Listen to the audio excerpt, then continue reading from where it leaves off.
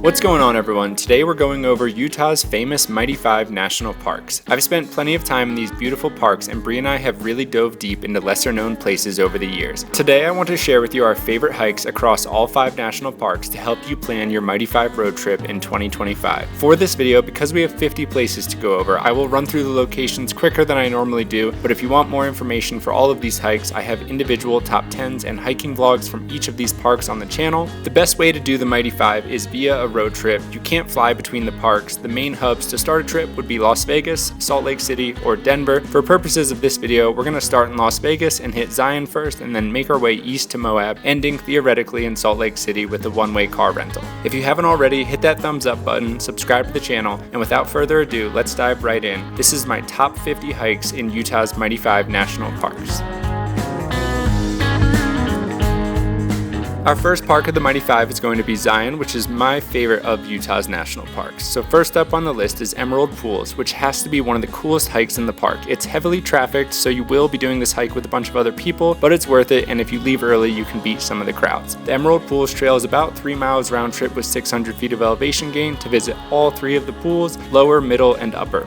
And in my opinion, lower and upper are the best. Number 2 is going to be Zion Canyon Overlook Trail, a great place to catch sunrise or sunset, and this is what I like to call the Angel's Landing alternative hike. I'll touch more on Angel's Landing later in the video, but for those who don't know, it's dubbed one of the most dangerous hikes in the USA. But the Zion Canyon Overlook Trail, in my opinion, has nearly the exact same views, and it's a way easier hike. The Overlook Trail is only 1 mile round trip with about 150 feet of elevation gain. Next up at number 3 is going to be the Court of the Patriarchs, and just a quick note for this, the Court of the Patriarchs is the first stop on the scenic shuttle drive, which you have to take if you're visiting during summer months, but it is an extremely short hike here. It's less than a quarter of a mile round trip. The trail showcases a beautiful bridge with cascading waterfalls and beautiful views of the sandstone cliffs. It's a perfect quick stop to do on your way to another adventure. And then at number 4, we're going to hike the Petroglyph Pools to a slot canyon. This is definitely a hidden gem of the park. We had this trail entirely to ourselves. It's 1.2 miles with 180 feet of elevation gain, but my Strava had us a little bit closer to 2 miles. I would definitely recommend downloading the offline AllTrails map because there's not really any signs because so few people hike this. Next up, we have the Riverside Walk, which is the last stop of the Zion Canyon Scenic Shuttle called the Temple of Sinawava. The Riverside Trail is going to be 1.9 miles round trip with 200 feet of elevation gain, and it'll take you right to the mouth of the Narrows. The trail is paved the entire way, and the park system has made this one extremely accessible. And going off of number 5, we have the Narrows at number 6, a continuation of the Riverside Walk. The Narrows are so cool and unique. This is where the Riverside Walk ends and the water hiking begins. You're going to be walking in water the entire time, and this is definitely a hike that you should avoid if rain is in the forecast, and if you want, you can rent boots, poles, and dry suits in Springdale, depending on the time of year you do this. But the cool thing about the Narrows is that the entire hike is unbelievably beautiful, so you can go as far as you want and then just turn around. Next up is Lower Pine Creek Waterfall, another hidden gem of Zion. This is 0.7 miles round trip with about 60 feet of elevation gain, so it's a pretty quick stop. Again, there's not many signs on this one, so I would definitely recommend downloading offline maps. You're going to be surrounded by beautiful peaks, the watercolor is amazing, and the waterfall at the end is in a cool little cove. It's always fun and unique to see a waterfall like this in the desert. Next, we have the most famous hike in the park, Angel's Landing. The trail is famous for its change section where you will navigate some difficult terrain with some pretty serious exposure. You'll be hiking right next to 1,000-foot drop-offs into the canyon. This is a very adventurous and adrenaline-filled hike where you're going to do 4.4 miles round trip with about 1,800 feet of elevation gain, ending in the change section. You do now need a permit to do this trail, so you can get that on recreation.gov. Number 9 is Colab Canyon, and more specifically, a great hike here is the Timber Creek Overlook Trail, which is 1.2 miles with about 250 feet of elevation gain. Colab Canyon is 55 minutes away from Springdale because it's in the northwest section of the park, but it's a great place for a scenic drive, and not that many people come here. And lastly, at number 10, we're going to have the Kayenta Trail. This is going to connect the Zion Lodge shuttle stop with the Grotto shuttle stop as it follows some of the trail of the Emerald Pools. It runs parallel with the Emerald Pools trail, but it's actually at a slightly higher elevation, so you're going to get much better views on this.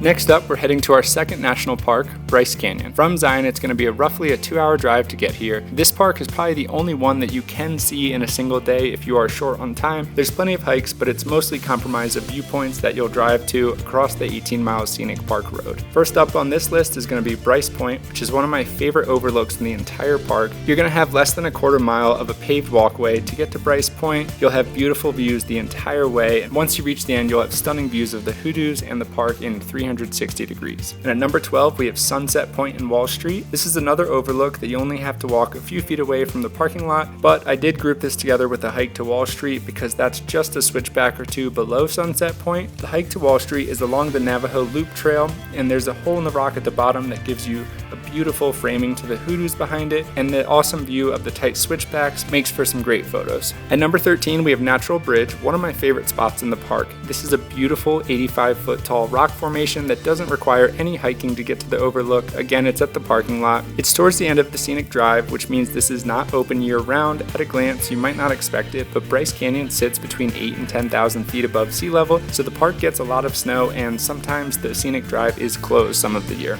Next up, we have a scenic flight from Ruby's Inn, and this is by far the most unique thing to do in Bryce Canyon. A few years ago, my buddy Brian and I stopped at Ruby's Inn to get lunch, and we saw a sign for a scenic helicopter ride. At the time, it was only between $100 and $150 per person. This is one of the most surreal ways to see the park, as you just take the scenic flight parallel to the park, so you see so many different cool advantages of Bryce Canyon. And at number 15, we have the Navajo Loop and Queens Garden Trail. This hike is 3 miles with 650 feet of elevation gain, and if you had to do one trail with hopes of seeing as much of the park as possible, this is probably the one you should do. The trailhead is actually Sunset Point, so this is the perfect hike to do a few hours before sunset, so then you can hang out here for proper sunset. And next up, we're going to hike Mossy Cave. This hike is outside of the main park road, but it's only a 15-minute drive from Ruby's Inn. It's 0.9 miles round trip with 120 feet of elevation gain. It's very easy hike, and it's pretty family friendly. You can see moss growing on the cave, and when we visited in the spring, we could still see ice stalactites from the dripping water that froze.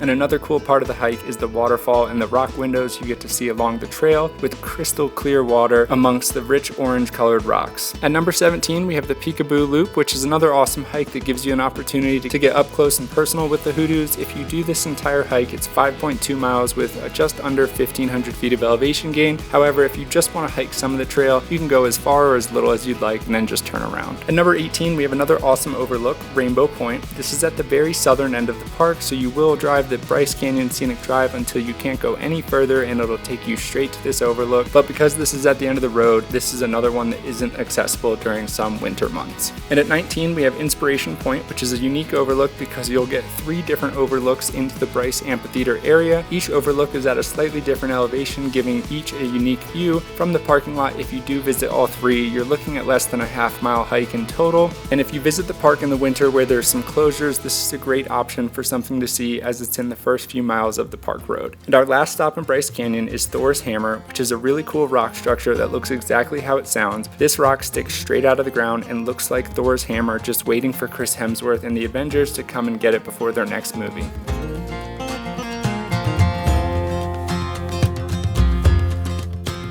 Continuing our drive east, our next park we're visiting is Capitol Reef National Park, which is about a 2-hour and 15-minute drive from Bryce Canyon. Bree and I just finished another trip here where we really dove deep into the park, and it was so much fun. This is for sure the most underrated park of the Mighty Five. Our first stop here is going to be Hickman Bridge, one of the most famous hikes in the park. The trail is really well maintained. It's 1.7 miles round trip with 420 feet of elevation gain. It's my favorite arch hike in the park, and as you make your way to the 133-foot natural bridge, you'll traverse the trail lined with junipers and vibrant desert flora and beautiful views of the surrounding cliffs the whole way. Along the same trail as Hickman Bridge, our next spot is Navajo Knobs. Both of these start at the same trailhead, but Navajo Knobs is a little bit further. This trail is 9.1 miles round trip with 2,150 feet of elevation gain. It's a great way to get above the park and get an aerial perspective of the entire park. At number 23, we have the Grand Wash Trail. This 4.7 mile round trip hike takes you through a narrow canyon with walls that soar hundreds of feet above. The entire trail has about 300 to 400 feet of elevation gain, but it's subtle. The trail is relatively easy. It's suitable for families and hikers of all skill levels, and this is one where you're just going to marvel at the sheer scale and intricate formations of the cliffs. This one offers a unique perspective of Capitol Reef's geological history. And at number 24, we have Temple of the Sun and Moon in Cathedral Valley. This is the most iconic spot in the park. You'll need to drive on a long dirt road with lots of washboard to visit, but once you're here, the rock formations are amazing. I definitely recommend coming here for for sunrise if you're up for an early morning because the sun just beams onto the temples, giving them a vibrant, bright orange glow. And after this, just a 2-minute drive down the road, you can also make a visit to Glass Mountain, a stunning mound of selenite crystals. And another gem along the Cathedral Valley Loop is our next location, Gypsum Sinkhole. This is a fascinating geological feature that plunges over 200 feet into the earth. It's less than a half mile from the car, but you definitely want to have offline maps downloaded and bring extra supplies because there is no cell service in the area. This is along the Cathedral Valley Loop, which is a 58-mile scenic drive, and while you may be able to get to Temple of the Sun and Moon in a 2-wheel drive vehicle, you're going to need high clearance to get to the Gypsum Sinkhole. And then at number 26, we have the Burrow Wash Trail, which offers a thrilling hike through a stunning slot canyon. All Trails has this hike at 7.5 miles, but Bree and I actually only recorded 6 miles with 400 feet of elevation gain, but there is going to be some route finding in the beginning. There wasn't a soul in sight. We were the only car at the trailhead, and a bonus of this hike is that you also get to see Burrow Wash art. And next up, we're hiking Headquarters Canyon, a beloved trail for those looking to explore Capitol Reef slot canyons without the extensive commitment of a longer hike like Burrow Wash. All Trails has this one at 2.6 miles, but we actually recorded 3.4 miles with 500 feet of elevation gain. If even, the trail felt mostly flat. This was another beautiful slot canyon where you go through narrow winding passages carved by water and wind over millennia. And then next up, we have the Strike Valley Overlook via the Notum Bullfrog Road.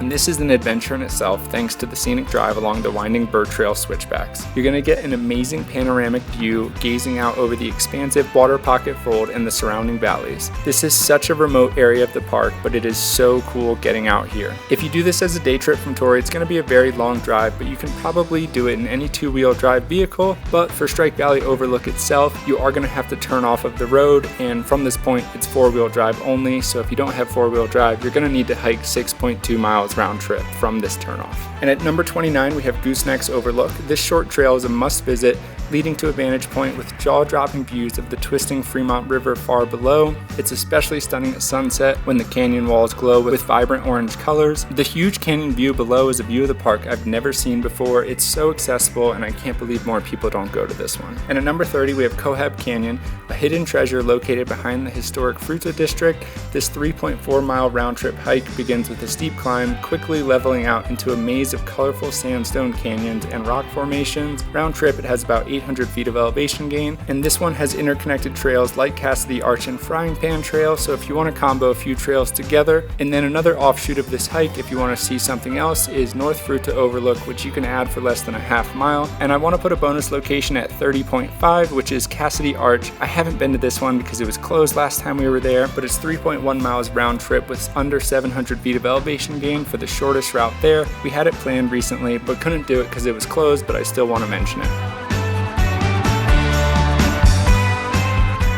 Alright, on to our next park. After Capitol Reef, we're heading east to Moab, our end destination for this video. Moab is home to some of the coolest places in Utah, and it is where Arches and Canyonlands National Parks are located, and that's where we're heading next. After our 2.5-hour drive from Capitol Reef, we're going straight to Canyonlands. First up is Mesa Arch, which is one of my favorites in Canyonlands, but it's also the most popular. It's 0.7 miles round trip with only about 100 feet of elevation gain. It's a short and easy hike, but it's going to be the busiest place in all of Canyonlands. At sunrise, the sun rises right through the middle of the arch with the La Salle Mountains in the background, and it is jaw-droppingly beautiful. But if you hike it at sunrise, you are going to be touching shoulders with hundreds of photographers, so it is a little bit ridiculous in that respect, but still worth it. And then at number 32, we have the Grand Viewpoint Overlook, which is the furthest south that you can go in the Island in the Sky District. The Grand Viewpoint is right at the parking lot, so with just a few feet of walking, you'll have amazing views in every direction. But if you do want to go to the tip of the mesa for another overlook, it's 1.8 miles round trip with 160 feet of elevation gain. 99% of people that visit just hang out at the parking lot, so if you want to get away from the crowds, this hike is worth it. Number 33, we have Schaefer Canyon Overlook and Schaefer Trail Viewpoint. Both of these are on the main park road. They're within a half mile of each other, and each of them are only a few hundred feet from the car, but they each give you very different, distinguished views, and they're both really beautiful, and I'll touch more on the Schaefer Trail Road later on in this video. Then at number 34, we have Upheaval Dome, which is a 1.3 mile hike with 230 feet of elevation gain, and it's at the very western tip of the Island in the Sky District. Upheaval Dome is a geological structure that's been interpreted a few different ways over the years, but one of those is that a meteorite impact structure or a salt dome. It's a really unique rock formation and geological landmark.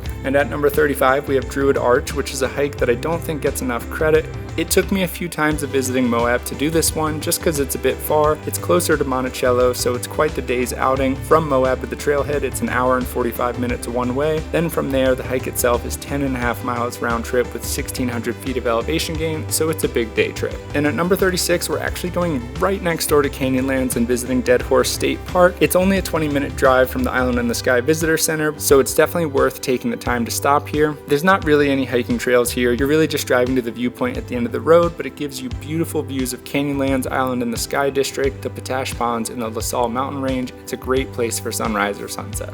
And at number 37, we're hiking to Whale Rock, a 0.8 mile round trip hike with about 130 feet of elevation gain.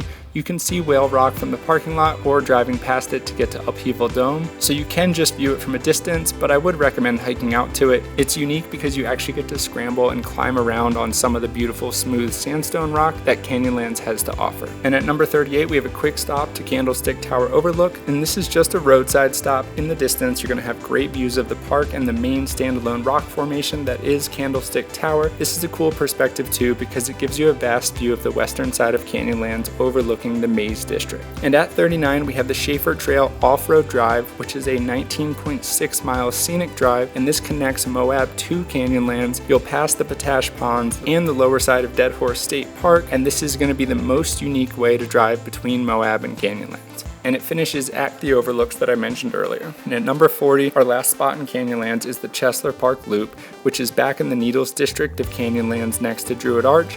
This is another 10.5 mile hike with about 1,800 feet of elevation gain. You'll be hiking through beautiful rock formations and some slot canyon, and it's also a lesser trafficked area of Canyonlands, so it should be a pretty quiet trail. Well, we've made it to the last park on the list. We don't have much of a drive as we're still staying in Moab, but now it's time to explore Arches National Park. Our first stop here is Tourette Arch in the Windows, which is a 1.2 mile trail with 150 feet of elevation gain. I really like Tourette Arch as it's very unique looking, and I just think the shape of it is very aesthetically pleasing. And then you can climb through it and go to the other side and continue hiking to go around the windows to get different vantage points of these arches as well. And then at number 42, we have Delicate Arch, which is probably the most famous arch in North America. If you live in southern Utah, you may even have this as your license plate. It's so beautiful and definitely worth the hype, but it is the busiest hiking trail in Arches, so be prepared for some crowds, but it's a bucket list hike that everyone should do, and it's 3.2 miles with about 630 feet of elevation gain.